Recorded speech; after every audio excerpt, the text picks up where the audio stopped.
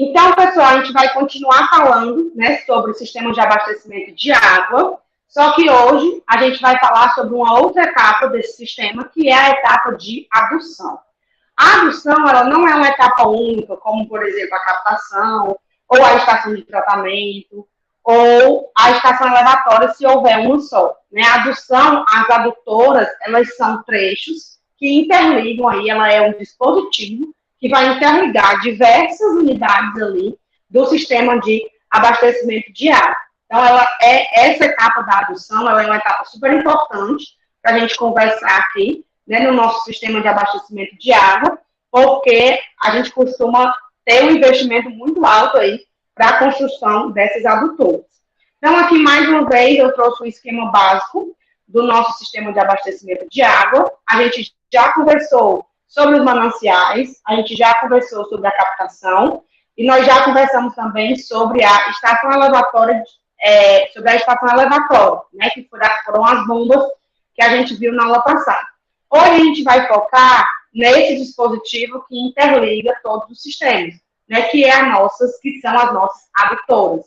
Então, a gente vai focar aqui na parte de adução. O bom da adução é porque, dimensionalmente falando, a gente já viu toda a parte de dimensionamento de adutoras. Agora é só aplicar tudo que a gente viu lá em hidráulica aqui, né, para a nossa disciplina de saneamento. Então, é uma aplicação direta de tudo que a gente viu em hidráulica e muitas coisas que a gente já vai falar aqui hoje, a gente já comentou anteriormente. Então, eu gosto desse looping aí, que a gente passa aí um ano quase, né, sem ver hidráulica e volta para aplicar, propriamente dito, nos dimensionamentos desses equipamentos.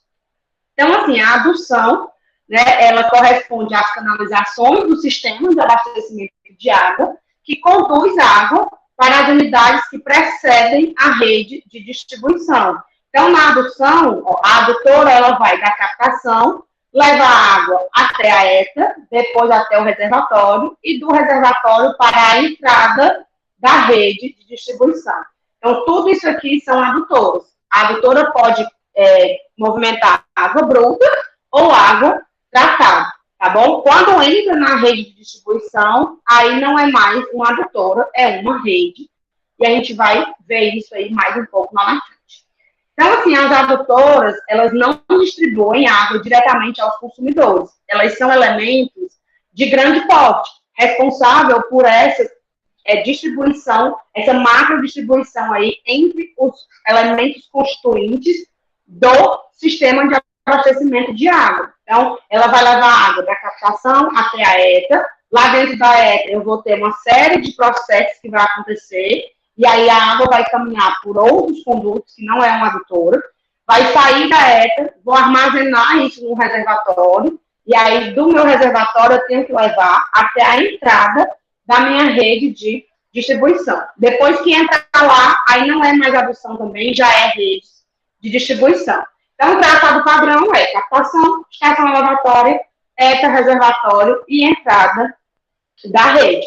Então, as adutoras, elas são algumas das principais unidades, né, do sistema de abastecimento de água, porque se der qualquer problema nas adutoras, a água não vai da captação até a rede. Então, além de eu ter que garantir o funcionamento de todas as minhas unidades do sistema internamente, eu preciso principalmente garantir o funcionamento e o transporte daquele equipamento que vai interligar essas unidades, que é a adutora, seja ela de água tratada ou de água bruta. Se eu tiver problema na adução, eu não tenho como levar água bruta ou tratada para o meu destino final.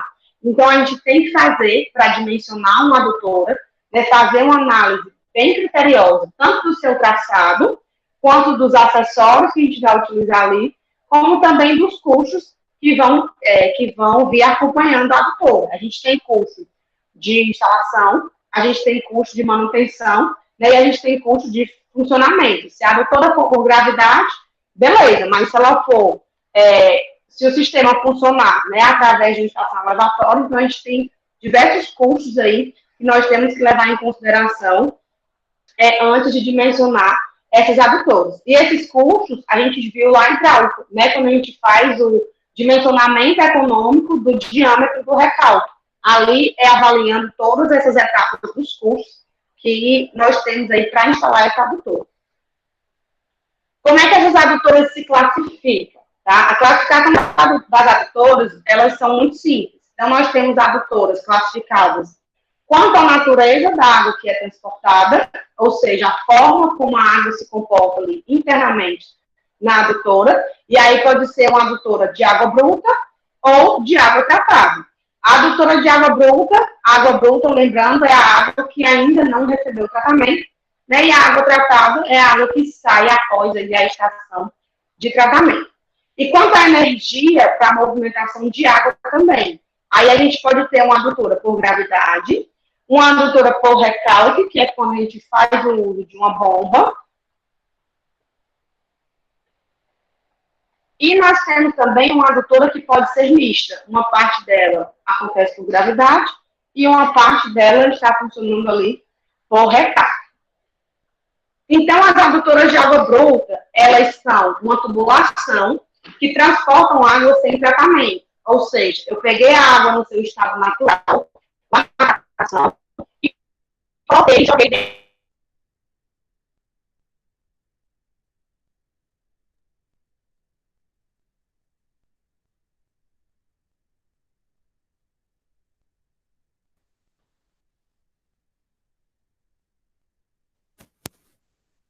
Professora?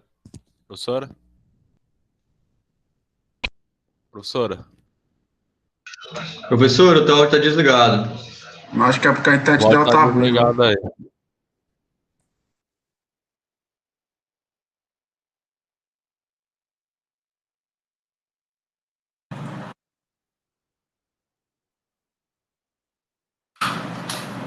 Hein, meu povo? Professor, aqui tá muito bugado. Hora nenhuma, ficou ligado e vocês me avisaram isso agora. Não, professor, não faz muito tempo, não. Não, tava ligado e desligou agora.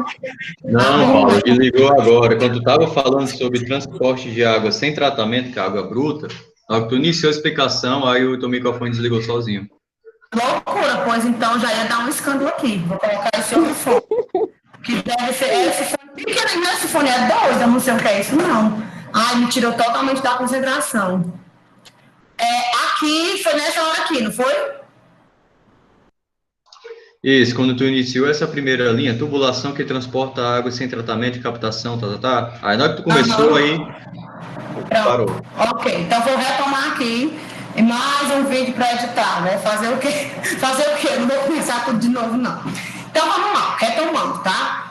A adutora de água bruta. A adutora de água bruta, ela é uma tubulação que transporta a água sem tratamento. Ou seja, a água que sai diretamente do manancial, que é captada lá no manancial, e vai ser jogada dentro da estação de tratamento.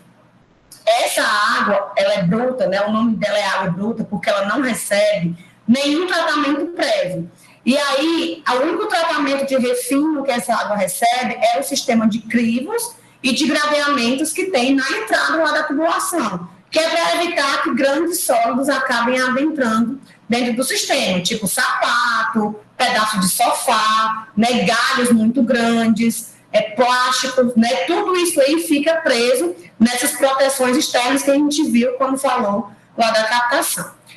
Nessa foto aqui, a gente tem uma adutora de água bruta, tá, do sistema de interligação do Rio Tietê ao reservatório de Jundiaí, que é no município de Biritiba Mirim, lá em São Paulo. É uma adutora da Sabesp. E aí eu peguei algumas características técnicas dela para vocês verem, quando eu falo de custo, né, o quanto que isso custa. Essa adutora, ela foi construída em 1996 por essa empresa aqui, a Malbertec, que foi aonde eu peguei todas essas informações. Então, esse é o empreendimento do projeto básico, né, de uma adutora de água bruta. O cliente deles foi a Sabesp, que é a companhia de saneamento básico do estado de São Paulo. Ela se iniciou em julho de 96 e foi finalizada em agosto de 96. Então, a gente teve aí pouco mais de um mês para a execução dessa obra. E o custo dela, na época, né, em 1996, foi de R$ 135.240,93 né, de reais. Em dólar, dava US$ 134 mil né, o real na época era bem valorizado, né, então, assim, se gastava menos em dólar do que em real, né, eu trouxe aqui também para poder a gente sentir saudade desse período, quando o real surgiu, ele era super valorizado, era uma moeda super valorizada, então, custou ali nessa época de 1996 cerca de 135 mil reais. Então, os serviços executados aqui foram um projeto básico, né, incluindo o arruamento, o leito dos córregos, as intervenções, né, e as que precisaram de remanejamento, a localização de descargas e ventosas, que são os dispositivos de proteção, a elaboração das especificações técnicas e o quantitativo tanto de materiais quanto de serviços executados. Então, foi um projeto bem complexo, aí que custou cerca de 135 mil reais. Como é que eu faço para fazer o transporte do real, para saber qual é os juros que eu coloco em cima para fazer a correção? Alguém sabe? Correção real 1996 para 2020. Deixa eu ver se aparece aqui.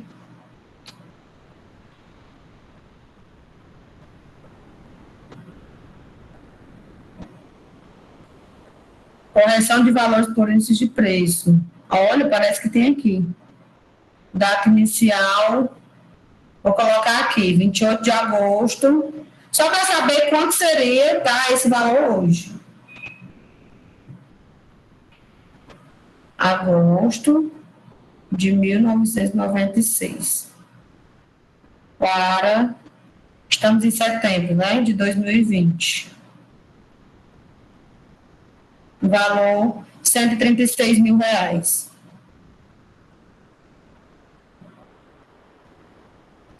Não. Corrigir valor. Não disponível para setembro.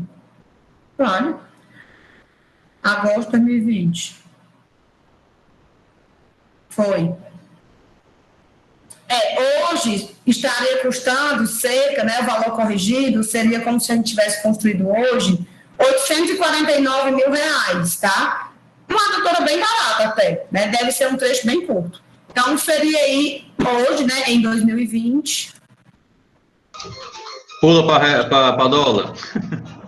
Não, aproximadamente, multiplica aí, por quanto? Já está em R$8 já o dólar, não sei nem quanto é que está o dólar. Aproximadamente 890 mil reais, tá?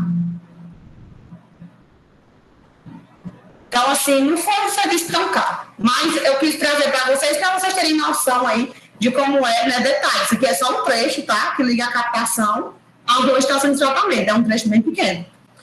A adutora de água tratada, como o nome mesmo já diz, ela é uma tubulação que transporta água tratada, ou seja, da saída da estação de tratamento em diante. Então, eu vou ter uma adutora ligando a ETA a um ou mais reservatórios, dependendo da dimensão do meu sistema. E vou ter também adutoras ligando um reservatório até as entradas das redes de distribuição de água. Então, tem localidades, vai ter municípios que vai ter uma única entrada, vai ter municípios que vai ter mais de uma entrada de rede, vai depender do porte do município que a gente quer abastecer. A gente vai conversar bem sobre redes mais na frente, e aí a gente vai entender, vocês vão entender direitinho do que é que eu estou falando. Nessa foto aqui, são as obras da construção da adutora de água tratada, que vai ligar a estação de tratamento de água, né, que é a ETA Penha, até o reservatório do bairro Mariscal. Isso aqui é em Penha, Santa Catarina, município, e essa adutora ela está sendo construída nesse momento. Nessa foto, eu peguei do Jornal da Penha, que é o jornal local, dessa semana. Então, eles fizeram lá todo o acompanhamento e eu peguei uma foto bem atual. Então, assim, a vazão que vai ser levada é uma vazão, né, que vai colocar da estação de tratamento ao reservatório uma vazão de 70 litros por segundo, e o investimento nessa obra foi de 9 milhões de reais, tá? Então, hoje a gente tem aí os custos elevadíssimos. Claro que aqui é uma adutora mais longa do que aquela, tá? Mas o investimento aí, né, de 9 milhões de reais, segundo consta, informações lá do jornal, tá?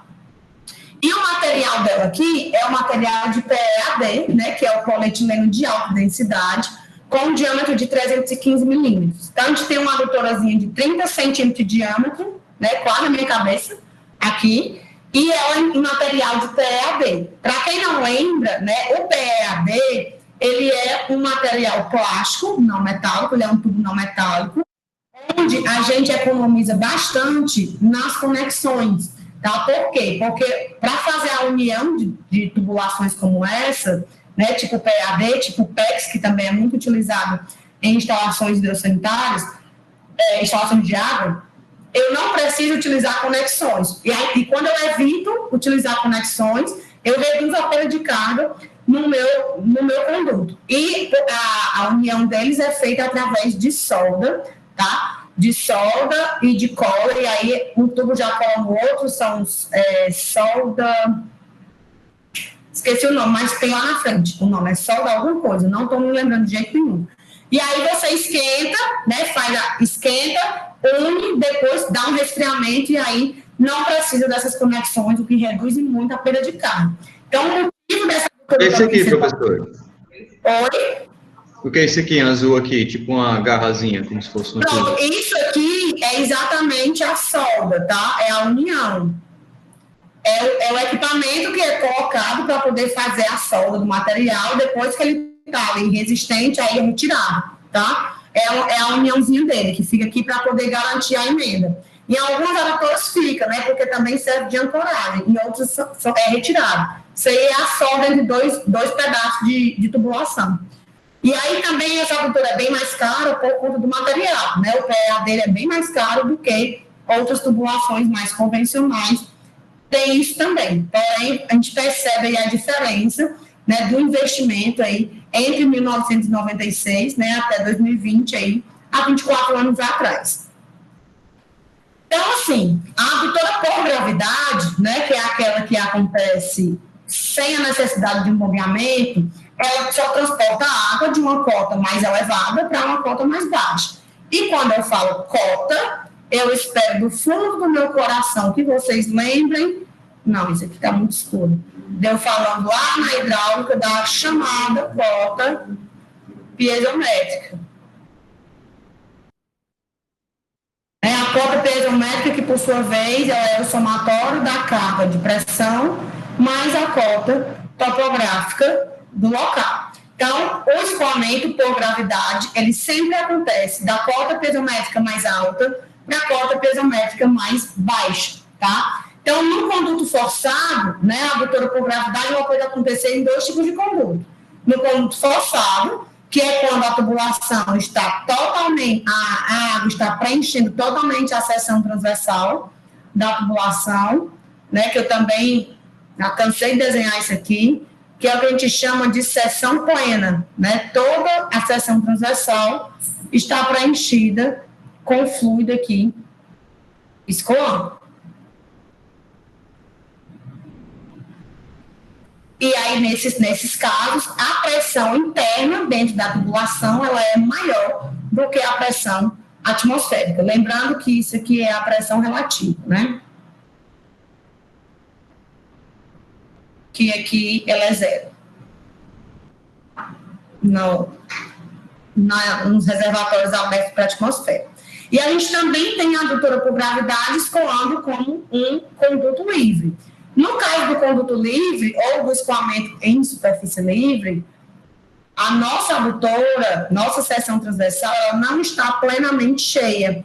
Eu tenho aqui, em alguma seção, em algum ponto, contato entre a superfície da água e o ar. Então, a pressão aqui que ocupa o interior da minha tubulação, ela é igual à pressão atmosférica. E aí a gente já viu isso, né? Escoamentos em condutos forçados, eles podem acontecer por gravidade ou por recalque. Escoamentos em conduto livre, eles só podem acontecer em adutoras por gravidade. A gente vai ver muito, né, que galerias, assim, adutoras de conduto livre são muito comuns na aplicação em drenagem e em esgoto. Tá? Para água, normalmente a gente usa mesmo conduto forçado, porque a gente está captando e tem que elevar para distribuir. Né? A gente só economiza, só coloca por gravidade sempre que dá, mas a maioria dos casos a gente acaba tendo que usar mesmo o bombeamento. E aí entra a adutora por recalque, tá? A adutora por recalque, ela transporta a água de uma cota mais baixa, né, para uma cota mais alta, com o auxílio de uma estação elevatória. Então, o escoamento, ele só acontece da cota inferior para a cota superior, se eu tiver um acréscimo de energia. E esse acréscimo de energia, ele é fornecido pela estação elevatória. Então, ele nos dá o acréscimo de energia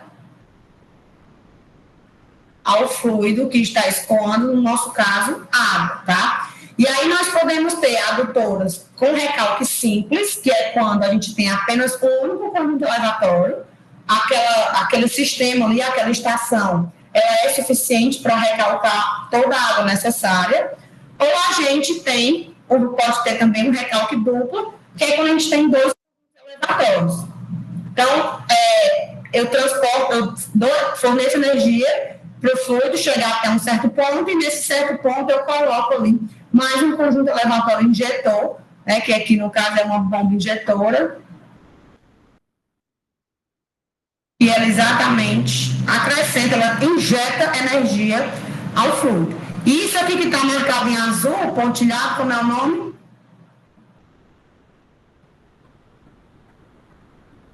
Linha o quê? Lembra mais não. Piezométrica, né? Não esqueçam não, tá? Tanto aqui quanto aqui, né? A nossa linha piezométrica, e é a linha piezométrica que define quanto de energia que a gente tem disponível ali para gastar durante todo aquele escoamento. A adutora mista, ela tem uma parte do trajeto que acontece com recalque e uma parte do trajeto que acontece por gravidade. Normalmente, quando isso é possível? Quando a gente tem uma cota elevada, uma cota que é intermediária, cota elevada em uma posição intermediária,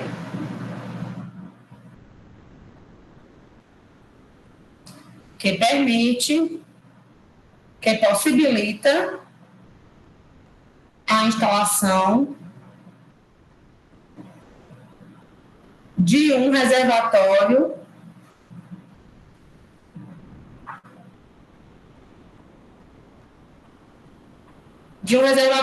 intermediário também. Eu estava com intermediário na cabeça e coloquei 2 vezes. Intermediário. Então, esse reservatório intermediário, ele é abastecido pelo sistema em recalque. Isso aqui é a parte recalcada, ó. Eu tenho bem aqui o sistema elevatório, então isso aqui é o recalque. E daqui para cá, o sistema vem, a água desce por gravidade. E aí, ao invés de eu precisar fornecer energia para a bomba recalcar a água, para ela ter que ter uma queda muito elevada e chegar até aqui, eu só preciso garantir que ela chegue até esse reservatório intermediário, né? E a partir daí, o escoamento ele continue. No caso aqui dessa representação, a linha piezométrica permanece com a mesma inclinação, mas isso não é obrigatório, tá? Não obrigatoriamente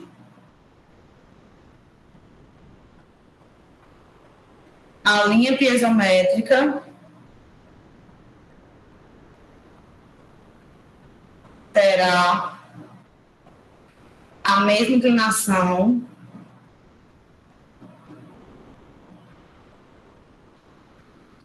nos 2 trechos do trajeto.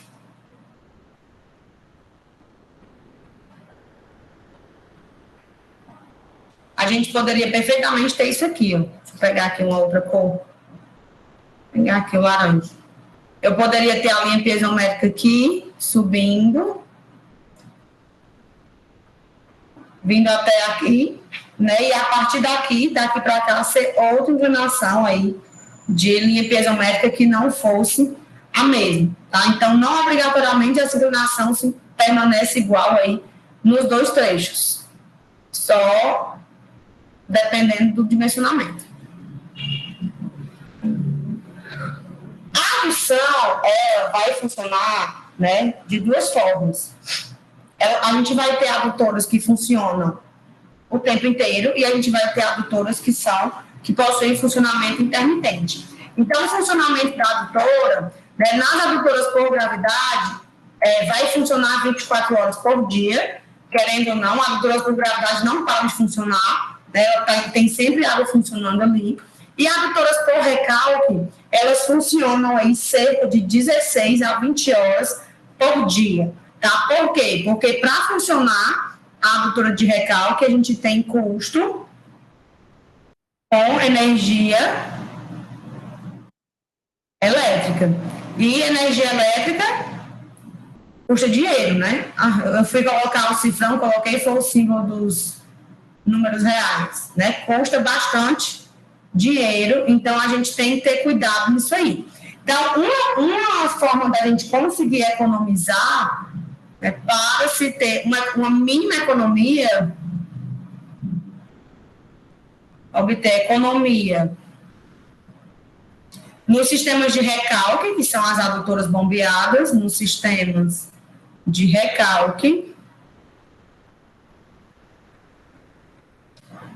o bombeamento é feito fora do horário de pico. Porque no horário de pico, a tarifa energética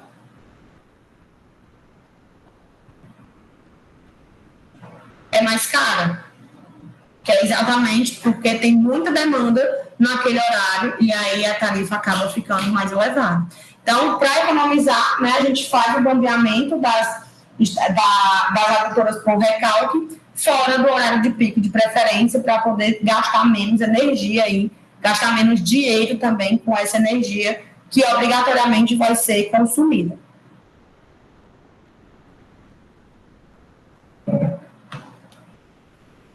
A adutora, ela pode ser construída em dois tipos de materiais, tá? A gente tem adutoras em materiais metálicos, e aí esses materiais são aço, ferro fundido dúctil, e a gente tem também adutoras em materiais não metálicos, tá? E aí pode ser polietileno de alta densidade, né, e polipropileno, PVC, que é a nossa tubulação aí mais conhecida, concreto, ou poliéster reforçado com fibra de vidro, que é o PRFV, né, que é o poliéster reforçado com fibras de vidro.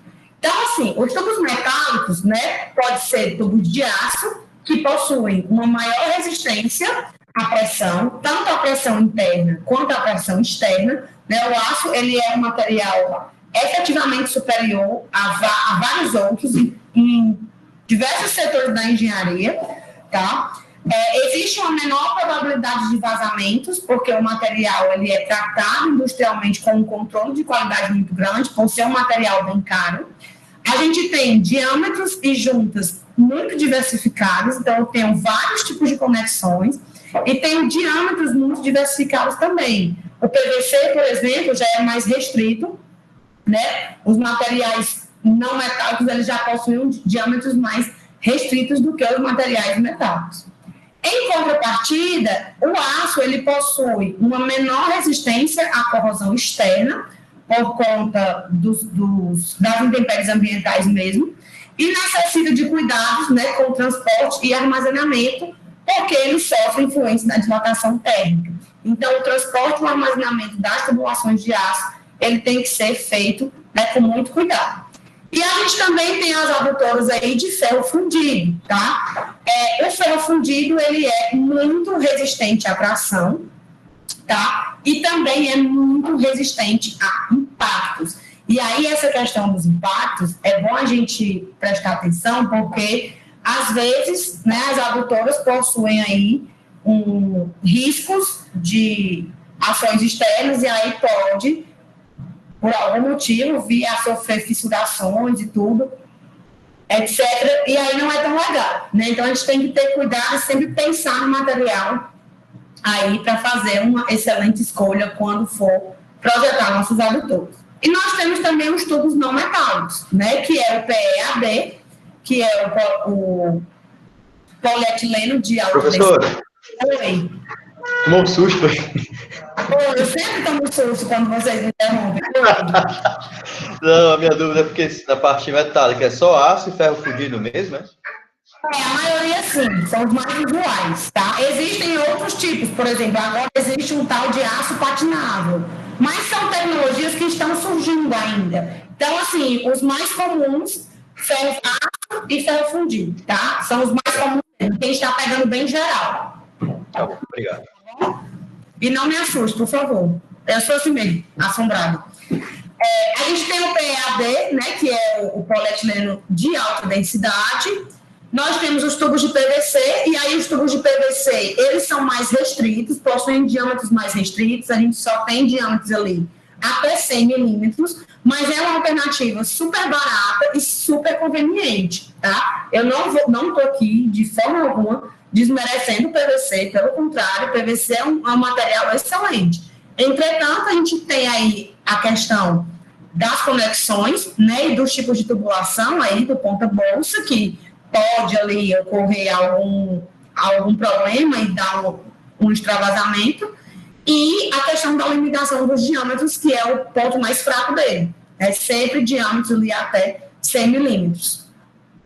Aí a gente tem o poliéster reforçado com fibra de vidro também, que é um material excelente, e nós temos aí as tubulações de concreto, tá? Que tanto pode ser no concreto armado, como pode ser no concreto convencional, tá? No concreto simples. Então, eu vou visitar, né, uma fábrica de tubulação de concreto, e aí vou mostrar para vocês o processo de fabricação de algumas dessas aduelas. Então, assim, a gente utiliza bastante em sistema de abastecimento de água. PVC, né, PEAD também, o PRFV, e tubulações de concreto a gente utiliza muito em transportes, né, principalmente galerias de drenagem, né, é muito utilizado por conta da facilidade da sua moldagem. Então, a gente tem aí diversos materiais também, tanto metálicos quanto não metálicos.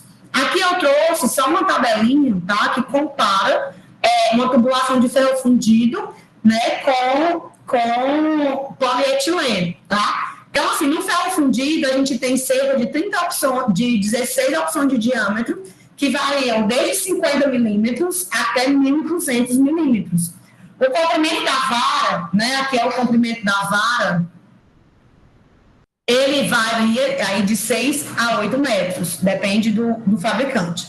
Aí a gente tem classes K9, K7 e de 1 MPa, que aqui são as resistências, né, as pressões, as classes são referentes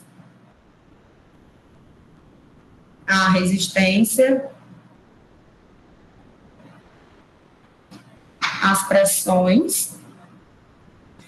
No caso do ferro fundido, a gente precisa ter um revestimento, tá, na tubulação, porque senão ele vai oxidar. Então, a gente faz um revestimento interno com argamassa de cimento e um revestimento externo aí com zinco e pintura betuminosa, né, para proteger toda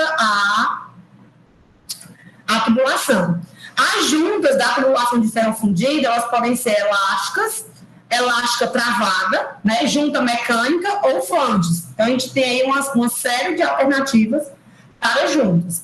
No polietileno, né, que são as tubulações não metálicas, a gente já tem uma opção de diâmetros muito maior, né, juntando aí todos os materiais, tá? Juntando todos os tipos de tubulação, todos os polietilenos que você possa imaginar. Então, a gente tem aí cerca de 30 opções de diâmetros comerciais, que vai desde 16 milímetros até 1.200 também. E aí o comprimento já é limitado pelo transporte, tá? E a gente pode ter aí até centenas de metros sem juntas, dependendo da tubulação que a gente esteja utilizando. E aí as classes aí são 8 opções e variam aí de resistir a pressões que variam de 32 metros de coluna d'água até 250 metros de coluna d'água. Então, a gente também tem uma alternativa muito, muito grande de opções para pressão. Revestimento a gente não precisa ter, porque ele já é um material tecnologicamente trabalhado para não precisar. E as juntas, li aqui agora o nome, são juntas por solda termoplástica e também por flanges. Então, a solda termoplástica, ela é aquela, né, que você faz todo o processo de esquentar, unir, depois fazer ali a fixação e o resfriamento. Para fazer um projeto de uma adutora, a gente tem que pensar em algumas coisas, tá? O projeto da adutora, ele possui alguns elementos. Vamos lá. A gente tem que saber o horizonte do projeto, né, que a gente estabelece. Ó, a minha adutora, ela vai abastecer o município tal por tantos anos. Então, isso é o horizonte do projeto. A gente faz aí, né, uma série de previsões para poder garantir que a adutora não vai ficar obsoleta. A gente tem que fazer considerações sobre o traçado dela, ver bem direitinho aonde é que ela vai passar e etc. O cálculo das vazões, né, que a gente já viu como faz, mas a gente vai relembrar aqui. O dimensionamento, quando eu falo dimensionar a adutora, eu estou falando do diâmetro que ela vai ter, tá? O dimensionamento da adutora, porque assim, quando a gente está lá em hidráulica, às vezes a gente já tem tudo e quer saber qual é a vazão, né? Aqui é o contrário. A vazão aqui vai depender da minha demanda. A demanda vem da população, vem do consumo que cada indivíduo daquele tem, né, faz do horizonte de projeto. Então, a demanda de água que aquela adutora vai levar, eu já conheço.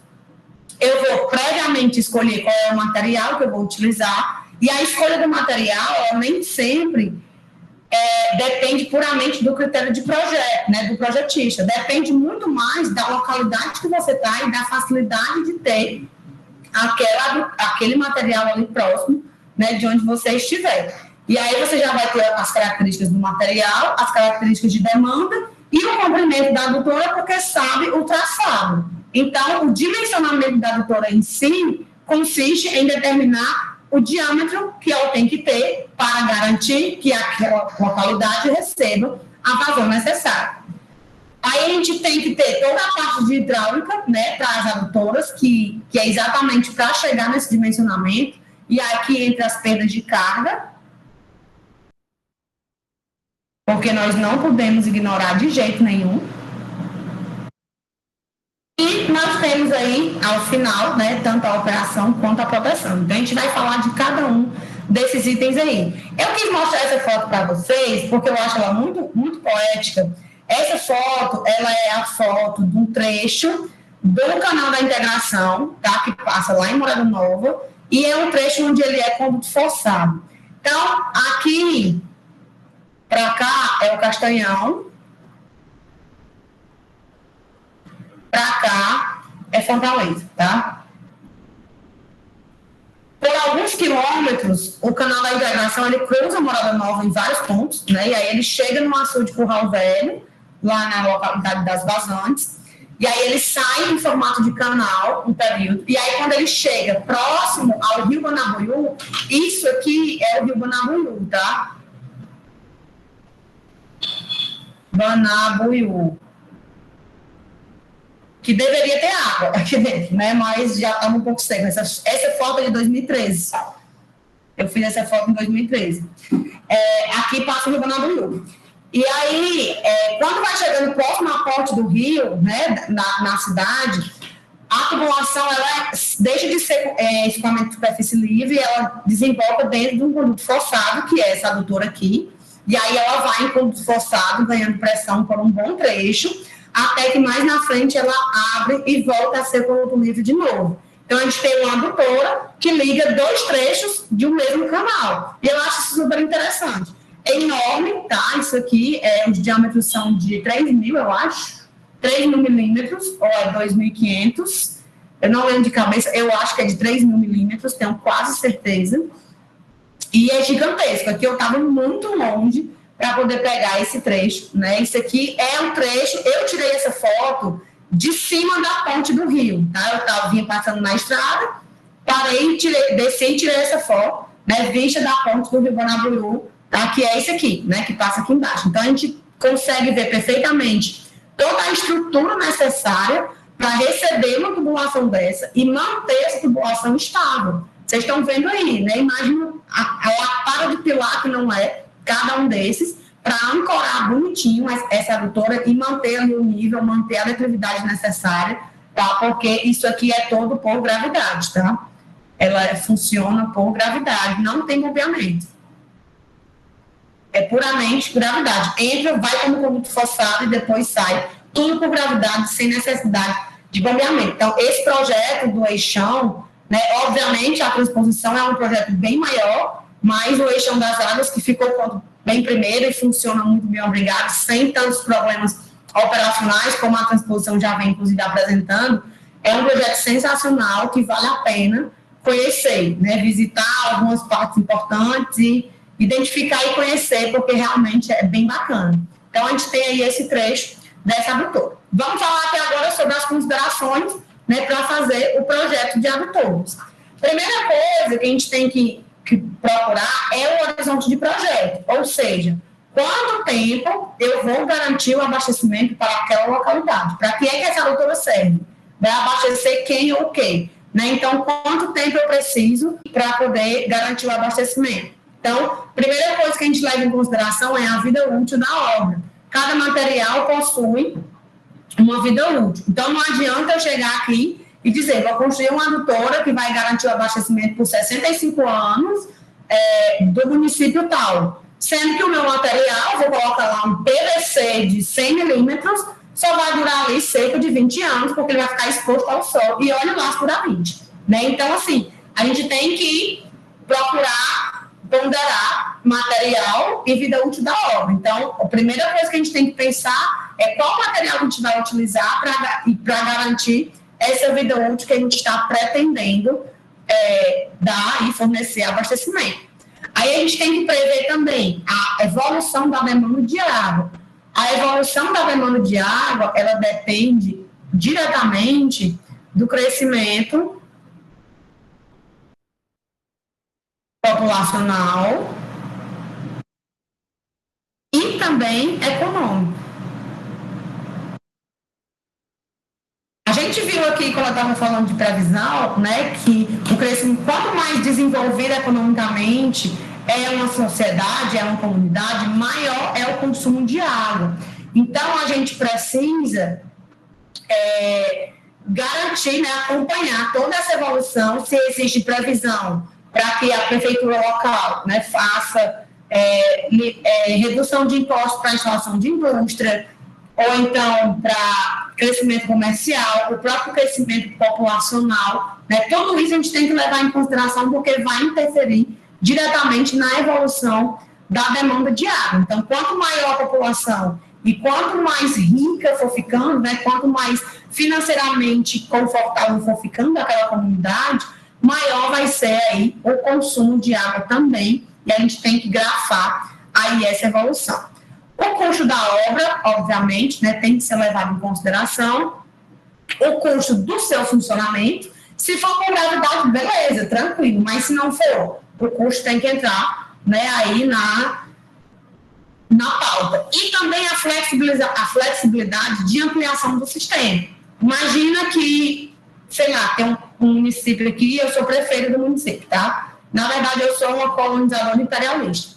Eu fiz aqui um império, eu colonizei aqui uma área, e aí, como eu sou uma imperatriz muito legal, eu vou abastecer todo o meu império com água encanada. Então, fiz aqui uma rede de abastecimento, bonitinho, um sistema para garantir. Só que eu, conquistadora como sou, acabei conquistando mais 3 municípios vizinhos. E esses 3 municípios vizinhos estão abaixo de mim, né, numa cota abaixo de mim, e eles não possuem sistema de abastecimento de água. Então, o que é que eu vou fazer? Eu vou aumentar o meu sistema. Mas aí, quando eu projetei o meu sistema, eu já cheguei com a adutora de diâmetro bem pequenininho, porque eu só tinha aquele município, e aí eu não vou conseguir aumentar, eu vou ter que fazer um novo. Então, essa flexibilidade, ela sempre tem que ser levada em consideração, para que no futuro, quando a gente precisar de uma ampliação, a gente não tenha gastos extremos, tá, fazendo aí essas adaptações. Aqui eu trouxe o mapa do projeto Malha d'Água, tá, que é o atual projeto do governo do estado do Ceará para abastecimento, tá, de água, que nada mais é do que consiste, né, em nada mais do que construir adutoras para levar água até onde não tem. Originalmente, né, a gente possuía o eixão, a gente possui, na verdade, né, o eixão das águas, aqui é o Castanhão, para quem não está locado aí no estado do Ceará, tá? Aqui é o Açude Castanhão, e aqui é Fortaleza. Cadê? Aracoiaba, Caxitoré, General Sampaio. Fortaleza é por aqui.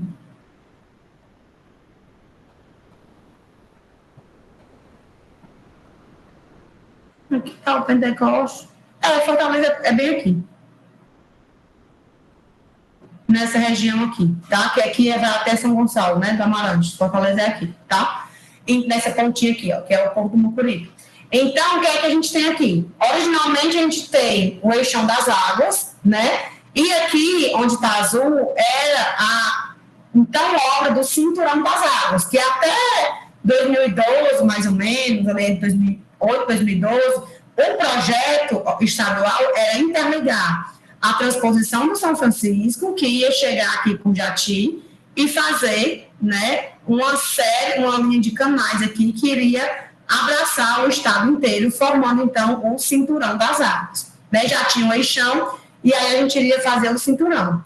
Chegou a iniciar, né, a execução, mas aí migrou, o Cinturão das Águas virou malha d'água, que o malha d'água consiste em pegar reservatórios e construir a partir deles adutoras, que vai levar água mais para longe. E esse projeto Malha d'Água, ele é sensacional, tá? Que é o Malha d'Água. Por quê? Porque construir a adutora é muito caro, mas em contrapartida, você evita perda por evaporação. Então, a gente está num estado lascado, né, seco, no semiárido, brabo mesmo.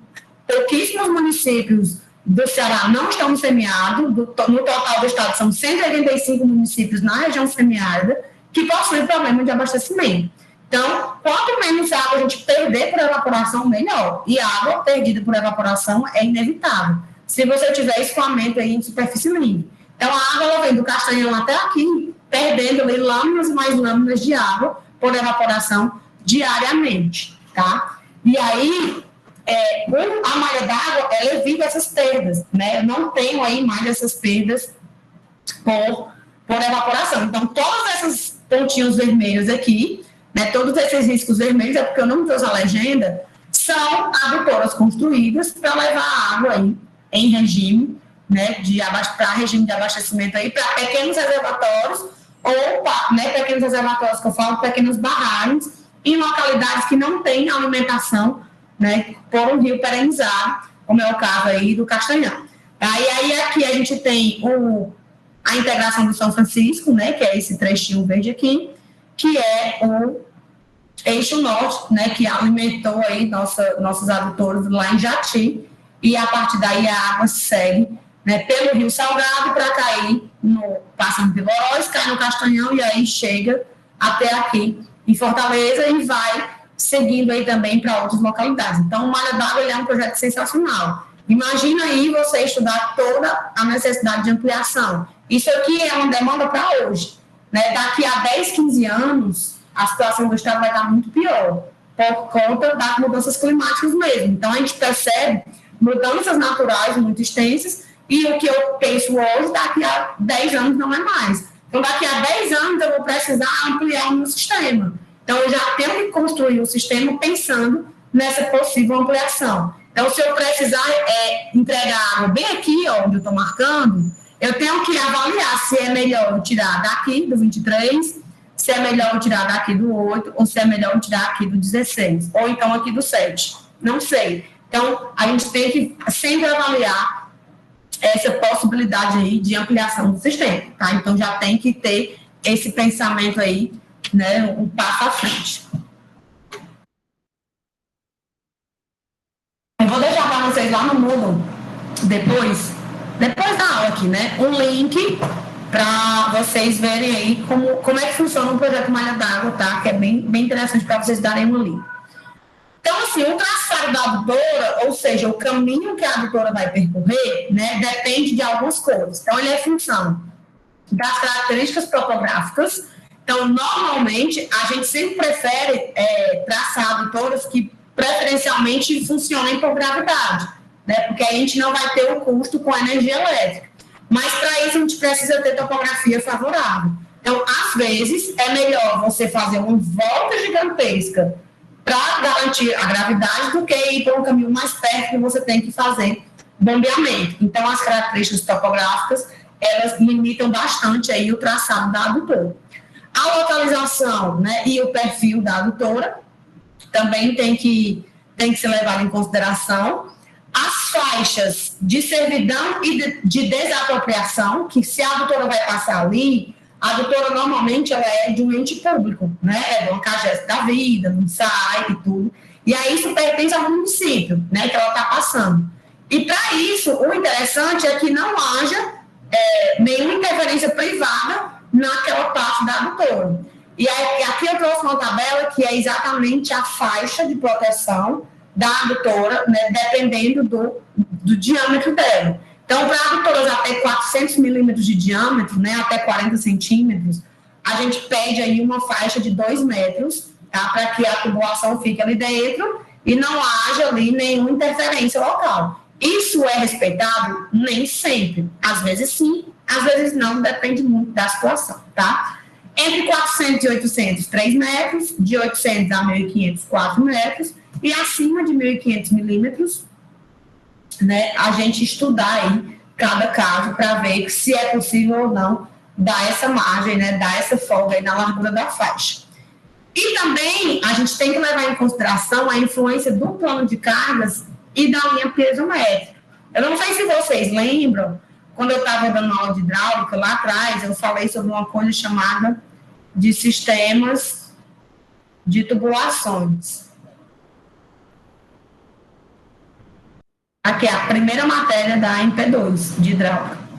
Então, assim, o sistema de tubulações consiste na gente estudar esses problemas práticos, né, que podem acontecer e da influência do plano de cargas na tubulação. O que é isso? O que é que a gente tem aqui? A gente tem aqui um reservatório, digamos, né, e outro reservatório.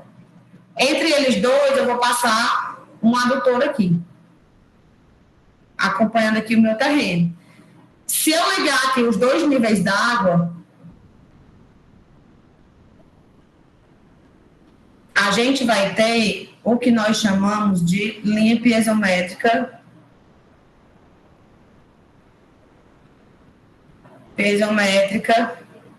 efetiva. Aqui eu vou só fazer um review rapidez, tá? Efetivo.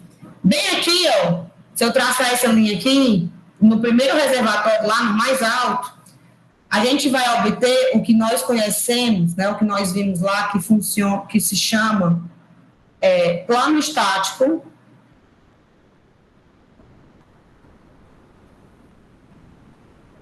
do reservatório. Reservatório.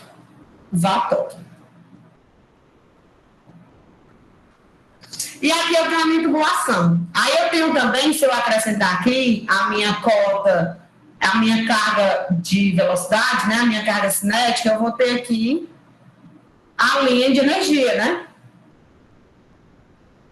Se eu colocar aqui a minha carga cinética. Isso aqui é a nossa linha de energia, através da equação de Bernoulli. A tubulação, ela pode estar totalmente abaixo da linha piezométrica. A gente viu todos esses casos. Como ela pode ter um trecho aqui passando entre a linha piezométrica e a linha de energia. Como eu posso ter um trecho, vai faltar a cor aqui, que passe aqui acima da linha de energia. Como eu posso ter ainda um trecho da tubulação que vai, inclusive, acima do plano estático, tá, do reservatório. Então, para cada situação dessa, existe aí problemas, né? Porque a gente não vai conseguir aduzir isso aqui por gravidade, a gente pode precisar escorvar a tubulação, né? Que é colocar uma bomba que suga o ar, né? Isso é fazer a escova da tubulação. A gente vai obrigatoriamente vai garantir ou não vai garantir a vazão. Então, essas discussões aqui, eu vou deixar para vocês lá no Moodle o link do vídeo, tá? Dessa aula aqui de sistemas de tubulações, que é matéria de hidráulica, mas é importante que vocês deem uma revisitada nessas questões, só para poder relembrar um pouco, né, em como trabalhar isso aí, tá? Quando você prevê que a linha piezométrica não vai estar totalmente acima da tubulação, a gente tem que tomar algumas providências. Eu não vou falar aqui, porque senão ia me esticar muito, já é matéria vista. Aqui a gente está focando mesmo em outras coisas. Aí, algumas recomendações, né, para o traçado da adutora, tá bom? De preferência, implantar a adutora em ruas e terrenos públicos. Eu estava fazendo um projeto da adutora uma vez, que era tipo assim, aqui a rua, a estrada era fazendo uma curva bem acentuada. E aí, ela fazia assim uma curva, e bem aqui tinha uma propriedade de uma pessoa. E aí eu tinha que fazer a adutora traçando por aqui, né? E a minha vontade era de fazer isso, porque era muito longe, assim, a volta. Né? Eu tinha muita vontade de passar aqui por dentro. Só que aí isso aqui era uma fazenda privada. E a gente não pode sair chegando assim, ei, fulano, deixa eu cavar aqui para poder colocar uma adutora, porque o fulano pode se sentir dono desse pedaço aqui da sua adução. E aí ele tem bichos, né? De repente uma raiz pode quebrar isso aqui, e aí vai travar todo o abastecimento a jusante, né? Então, para evitar pequenos dissabores, sempre utilizar vias, tá? E terrenos públicos da prefeitura, de preferência, né? Para evitar aí que pessoas individuais achem que podem fazer o que for, tá? Se possível, né? Evitar também traçado em terreno rochoso ou pantanoso, né? Que são terrenos muito extremos, porque aí fica difícil da gente proteger a tubulação. A adutora, ela tem que ter uma declividade mínima, tá? Trechos ascendentes, né, que são subida pelo menos aí 0,2%, e em trechos descendentes, pelo menos 0,3%. Se a inclinação for muito grande, né, ou seja, maior do que 25%, que é a inclinação do telhado, máxima ali, né, a gente tem que utilizar blocos de ancoragem. Tá? E aí os blocos de ancoragem, eles servem para dar aquela fixação. Aquela foto da adutora que eu mostrei, aquele pilar, ele serve como bloco de ancoragem, que é para poder fixar a adutora e dar estabilidade ali ao escoamento. Então, a gente recomenda, né? O recomendado lembrando que recomendação está longe de ser regra, porque a gente quase nunca consegue fazer, né, o que é recomendado. Então, trechos ascendentes longos, com pequena declividade, e se for trecho descendente curto, com maior declividade. Ah, isso é regra? Não, não é. É só se puder ser. Se não puder ser, meu filho, a gente vai ver que a gente está com a adutora aí aonde dá certo, né? Porque a variabilidade de terreno e topografias é muito grande. Aí nós temos que, depois de traçar a adutora, calcular as vazões para o dimensionamento. Né? As vazões a gente já viu, são dependendo do trecho. Se eu estou dimensionando uma adutora que vai da captação até a estação de tratamento, a gente vai dimensionar, né, a vazão que eu vou utilizar é a vazão de produção, que é a vazão média, só lembrando aqui, vazão média é população vezes o consumo per capita dividido por 86.400, isso aqui em litros por segundo, tá? Todas essas vazões aqui são dadas em litros por segundo. A vazão de produção é essa vazão média, vezes o coeficiente do dia de maior consumo, vezes 24, dividido pelo período de funcionamento da adutora, vezes a taxa de consumo na estação de tratamento, mais as vazões singulares, né, que possam existir aí antes da ETA ou depois da ETA, tá? Que possam existir no sistema. Depois a gente tem, se a gente estiver dimensionando o trecho entre a ETA e o reservatório, é a adutora de água tratada, que aí eu não tenho mais o consumo da ETA, mas ainda tenho a vazão média, o K1, que é o coeficiente do dia de maior consumo, o período de funcionamento da adução e a vazão singular, se existir. E o trecho que vai da saída do reservatório até a entrada da rede de distribuição é a vazão de distribuição, né, que é a vazão média, vezes o coeficiente do dia de maior consumo, vezes o coeficiente da hora de maior consumo e uma possível vazão singular, né, vazão específica, que possa existir aí após esse trecho. Então, as vazões são calculadas de forma bem simples, a gente só precisa saber todas essas características, né? Principalmente a população, o consumo, e aí a gente vai projetando e estipulando aí o tempo de funcionamento que vai ser, se vai ser em 16, se vai ser em 20 horas, se vai ser em 24 horas, porque ela pode ser por gravidade, né? Aqui, se for da ETA para o reservatório for por gravidade, aqui é 24, né? Então, eu tenho aí uma vazão menor. E assim sucessivamente, depende muito do sistema que a gente estiver dimensionando. Aí a gente vai para o dimensionamento em si, né? Depois que eu calculei as vazões, eu vou para o meu dimensionamento. E aí a gente tem alguns tipos de adutoras, né? Vou falar aqui separadamente. A gente tem a adutora por gravidade, funcionando como conduto forçado, que é aquela que não precisa de bomba e está com a seção totalmente preenchida. Nesse caso, o escoamento ele acontece da cota piezométrica mais alta para a cota piezométrica mais baixa. Então, a energia disponível para esse tipo de escoamento aqui é a diferença entre essas cotas. Ou seja, isso aqui é a minha energia disponível para eu perder aí no meu sistema, né, através das perdas de carga.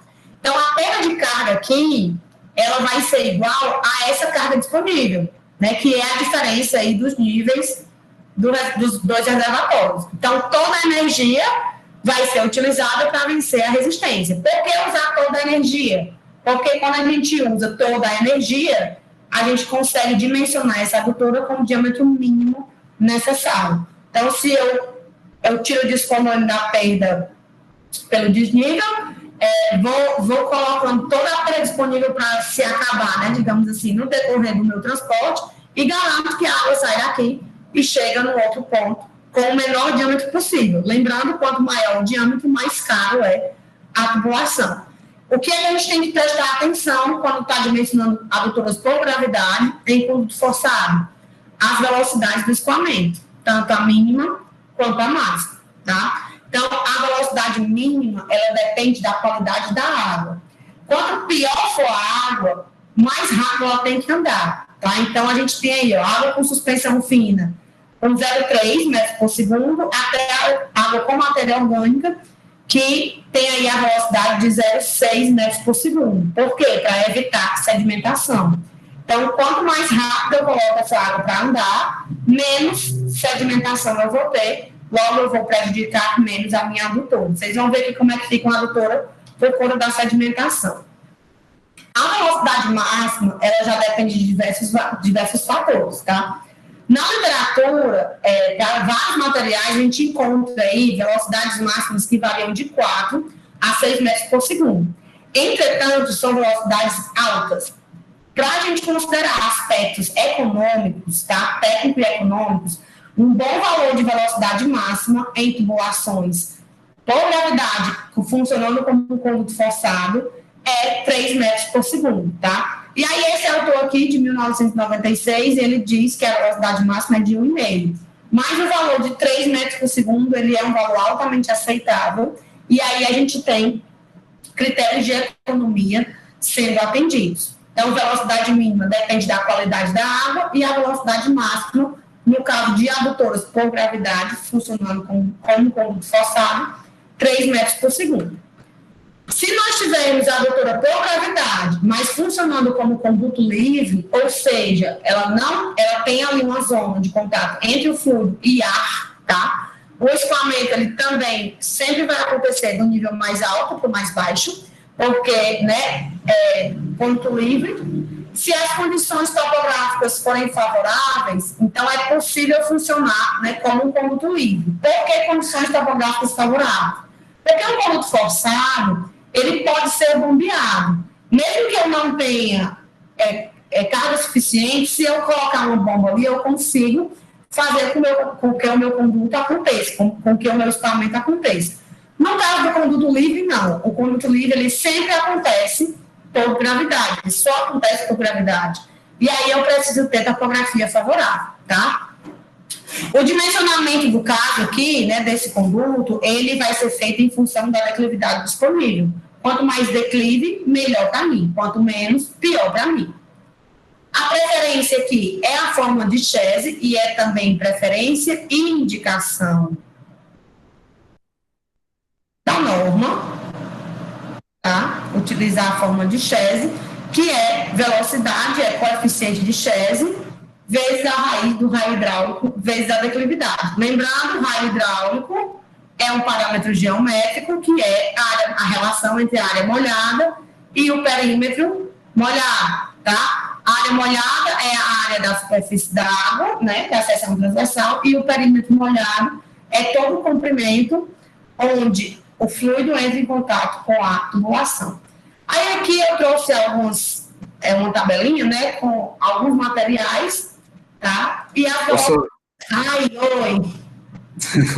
O I é o quê, professor? O I? O I é a declividade do terreno. Show. Declividade... Espera aí que eu estou pré-infartando, do terreno. Pronto, calmou. Do terreno. Tá? Aqui é o raio hidráulico, aqui é o coeficiente de Chese, que depende da geometria, da tubulação, da rugosidade, de um monte de coisa. Aí a gente vai transformar isso aqui no coeficiente de Manning. Vocês lembram da fórmula de Manning, que é o Nzinho? A gente consegue fazer essa transposição. E aí aqui são algumas velocidades máximas que o material admite, né, para não ser erodido, né? Então a gente tem aí essas velocidades máximas para a adutora por gravidade como um conduto livre. Então, se for concreto, eu posso colocar essa água aí para funcionar em até 5 metros por segundo, que o concreto aguenta. O concreto é chão, né? Quando a adutora acontece por recalque, aí a gente tem a bomba, né? Nesse caso, a gente tem que conhecer quais dados. A vazão, que a gente já vai conhecer, né, obviamente, o comprimento da adutora, que tira do traçado, o desnível a ser vencido, e aí é o desnível a ser vencido, né, mais a perda de carga que acontece, né, no decorrer do caminho, e o material da adutora também. Então, a gente vai dimensionar isso aqui para o diâmetro que proporciona o menor custo. Eu não sei se vocês lembram, mas quem fez hidráulica comigo vai lembrar dessa curvinha aqui, né, que é a curva de custo por diâmetro. E aí a gente tem a curva do custo do conjunto elevatório e da energia elétrica, né, que é o custo de instalação, o custo de funcionamento,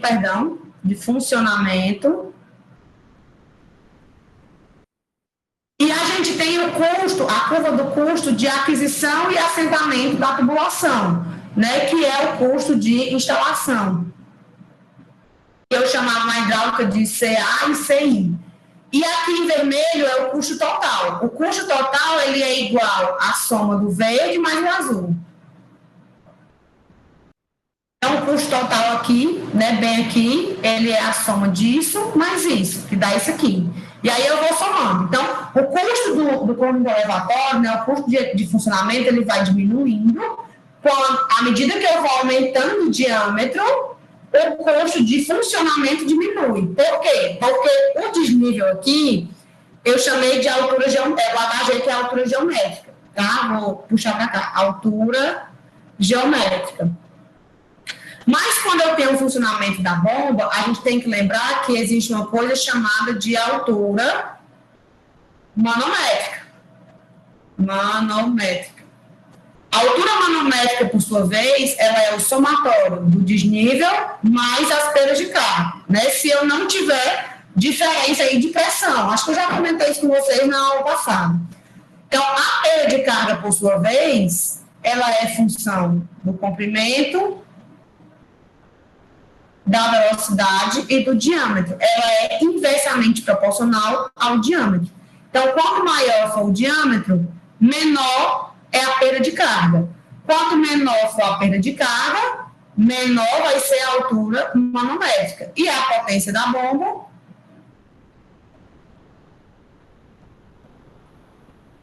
quanto menor for a altura manométrica, menor a potência. Quanto menor a potência está diretamente relacionada aqui com o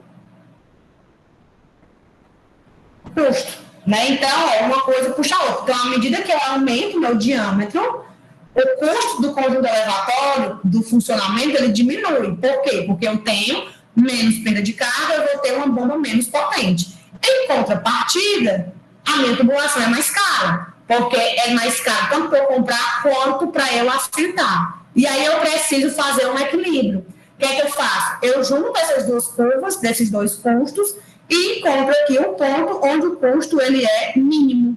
Aqui é onde eu tenho o custo mínimo. E aí eu relaciono com o diâmetro econômico do recalque. Para a sucção, eu aumento um diâmetro, né? Então, o diâmetro do recalque é o diâmetro econômico, o diâmetro da sucção é um diâmetro comercial acima do diâmetro de recalque.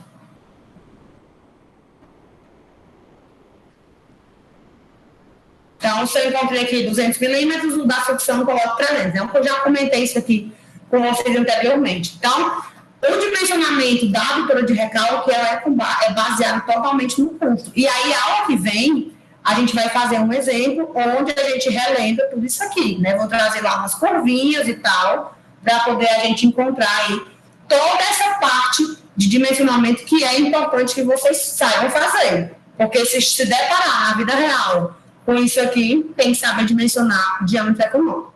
Relembrando um pouco aqui, né, só para aquecer nosso coração, falar um pouquinho da hidráulica, tá? Hidráulica para adutoras, né? Para dimensionar as adutoras, a gente vai considerar escoamento em regime permanente e uniforme, que é o tipo de regime que a gente passa a hidráulica quase toda falando.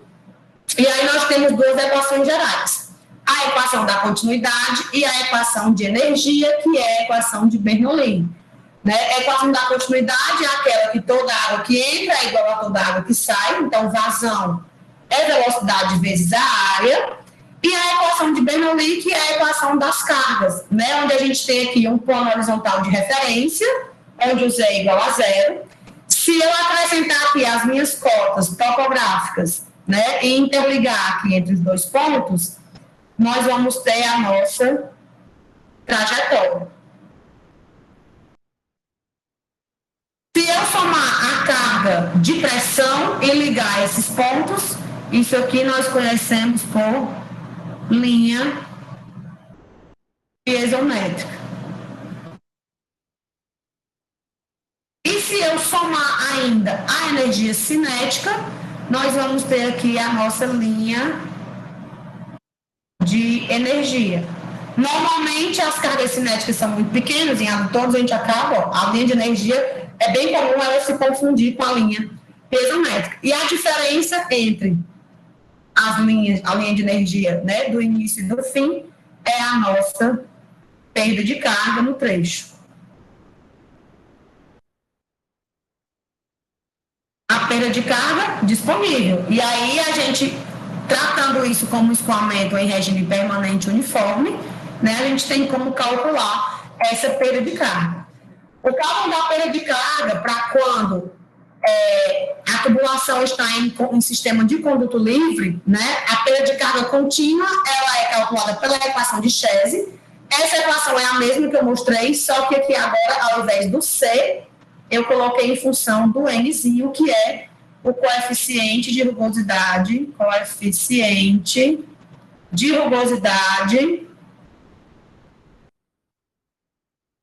Mannio. Tá? Aí aqui também uma tabela com o material dos condutos bem comuns, tá? Só para a gente relembrar isso aqui, existe disponível essas tabelas aí em várias literaturas. Quando a gente vai calcular a perda de carga contínua em condutos forçados, a gente utiliza a equação universal, ou também conhecida como equação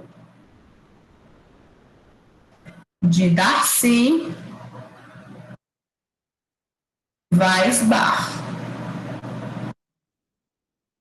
que é a nossa equação lá universal da perda de carga.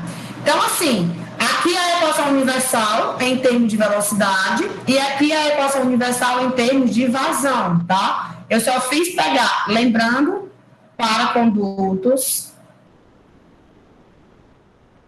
circulares e em conduto forçado, né, em sistema de conduto forçado, só lembrando. Aí eu já fiz aqui a substituição da área, né, que velocidade é vazão sobre área, e a área é πd2 sobre 4. E aí, substituindo e fazendo todas as divisões de quem é constante, 0,0827, atrito L, que é o quadrado. Então, o que é a vazão, beleza, a gente conhece. O L é o comprimento. O D é o que a gente quer saber, né, ou a perda de carga. E fica faltando calcular o fator de atrito. O fator de atrito, vou anotar ele aqui. Cálculo do fator de atrito. Ele é função da rugosidade e do número de Reynolds.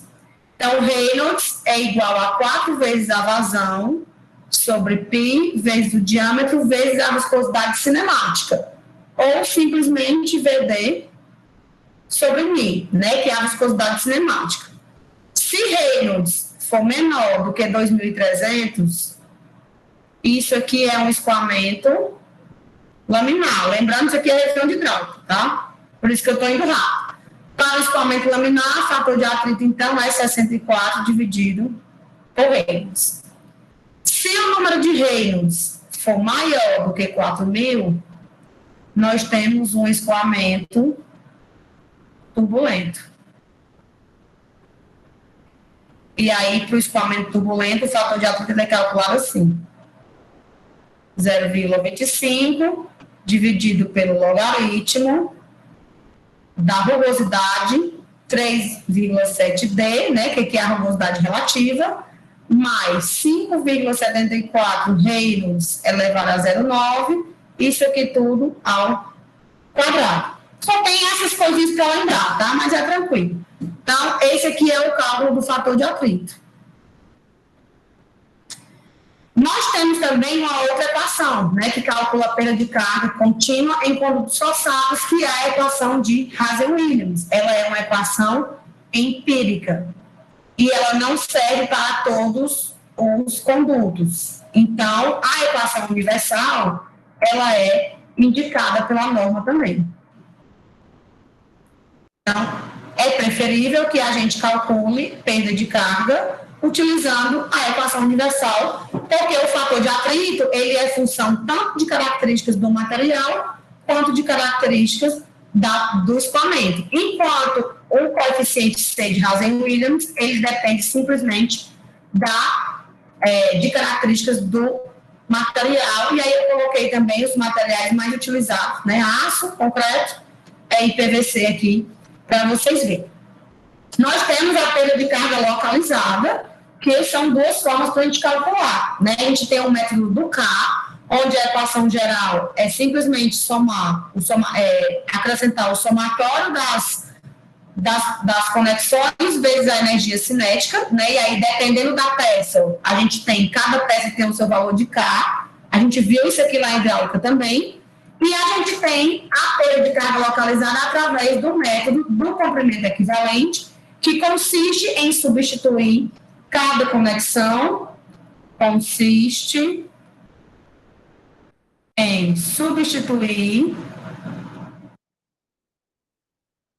as conexões por comprimentos equivalentes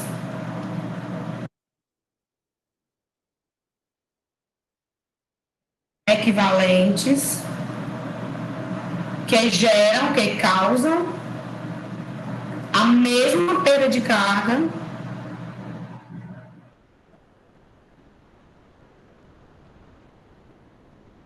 para a mesma vazão que expor. E aí, mais uma vez, eu trouxe aqui uma tabela só mostrando, né, isso aqui a gente pode calcular por uma equação ou tabela. E aí existem tabelas, né, infinitas. Esses aqui é para material de PVC, tá? Três conexões aí de PVC com os seus diâmetros comerciais. Para finalizar, vou só comentar aqui rapidinho sobre a operação e a manutenção das adutoras, tá? Então, as condições operacionais. Condição normal é quando a condição está prevista, como estava no projeto. Emergencial é quando a gente tem uma falha operacional dos dispositivos. E a condição catastrófica é quando a gente tem um acidente operacional acontecendo, né? Uma ruptura e etc. O enchimento das adutoras, né? Porque a adutora, antes de começar a funcionar, ela tem que ser enchida, né? Acontece à medida que a gente vai expulsando o ar, com uma gradativa e lenta admissão de água. Não posso jogar água de uma vez, não, porque senão o ar faz a pressão ali do choque da água com o ar, faz com que a adutora exploda, tá? Então, a velocidade média para o enchimento de uma adutora é de 0,3 metros por segundo. E existem as válvulas também para expulsar o ar, que são as ventosas, né? Que é um equipamento aí que é utilizado para a remoção mecânica do ar. Então, as ventosas, elas expulsam o ar que está dentro da tubulação, e aí a gente tem que ter ali uma vazão adequada, né? A vazão de entrada de água tem que ser igual à vazão da saída do ar, através da ventosa, e a gente tem alguns tipos de ventosas para expulsar. A ventosa simples, a ventosa dupla, de pequeno e grande orifício, e a válvula de admissão de ar. Então, aqui está o escoamento. Eu tenho aqui pontos de descarga, né, e nos pontos mais altos da tubulação, que é onde costuma acumular ar, tá? Normalmente instalada nos pontos mais altos por conta do acúmulo de ar. E aí a gente coloca umas ventosinhas lá para expulsar o ar, tá? Como é que esse ar entra na tubulação? Por conta de um nível muito baixo na captação, acaba indo o ar, e dependendo da velocidade, esse ar vai ser arrastado por todo o escoamento, por uma descarga superior, né, que aí acaba introduzindo ar por conta do excesso de turbulência, tá aqui a descarga, e aí cria uma zona de turbulência aqui, com muito ar, e aí acaba indo para dentro da tubulação, e também a formação de vórtices, né, que isso aqui acontece por conta da falta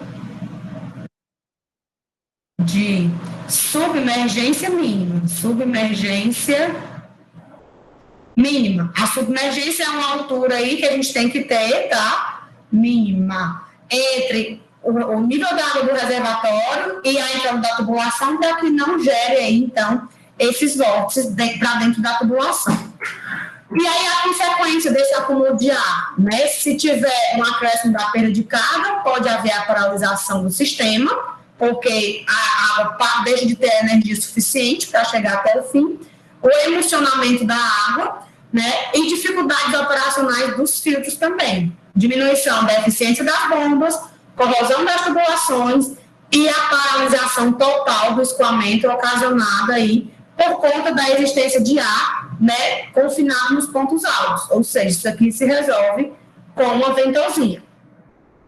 Dispositivo para proteger. A gente tem os blocos de ancoragem, né? A ancoragem, ela protege a adutora, tá?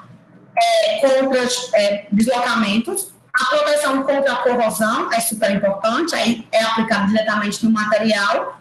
E a proteção contra os transitórios hidráulicos, né, que é conhecido também como golpe de Ariete.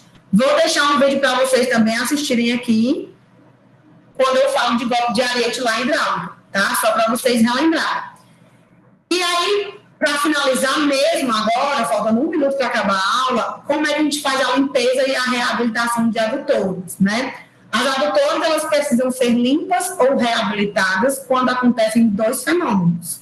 Um é a sedimentação, que é a deposição, né, de minerais ao longo do tubo aí, com revestimento, e outra é a incrustação, que são aí impurezas variadas que vão se formando no interior do encanamento. Então, para limpar isso, a gente utiliza uma coisa chamada PIG, né, que é um dispositivo para manutenção das tubulações. A função dele é limpar o tubo E aí ele é colocado dentro do globo e ele vai percorrendo aí junto com o fluxo da água e ele vai removendo tanto as incrustações quanto os depósitos aí orgânicos ou qualquer material aderido. Também funciona para fazer inspeção interna de falhas e corrosão, né, detectando trincas, fugas de água, falha, corrosão, deformação, defeitos e mensuração de depósito de resíduos, tratamento das tubulações e o isolamento das tubulações, tá? Ele pode ser feito de espuma, de aço, de poliuretano ou de plástico. Aqui é o funcionamento do PIG, você coloca ele aqui dentro e aí ele vai, ó, percorrendo a tubulação até um ponto de saída. Tanto ele pode ser colocado vertical, como numa válvula horizontal, como num acesso aí em Y, tá? Esse é o PolyPIG e aqui são algumas fotinhas do PIG para encerrar, tá? O PIG instrumentado, que ele é todo cheio assim de abinhas. Esse aqui é o PIG fio, tá? O PIG mais fino que tem, que aí você coloca dentro, ó. Percebam que eles têm aí garrinhas. Aqui é o PolyPIG, tá? E aqui é esse PIG aqui, WCK3, né? PIG de limpeza, que ele tem até as vassourinhas. E aí a água vem batendo dentro dele, abre as vassourinhas e ele vai limpando a tubulação. Então, vou ficando por aqui hoje, tá bom? Muito obrigada aí por terem ficado e agora só mais um minuto que eu vou fazer a chamada. Espera aí que vocês não vão morrer, não. Professor,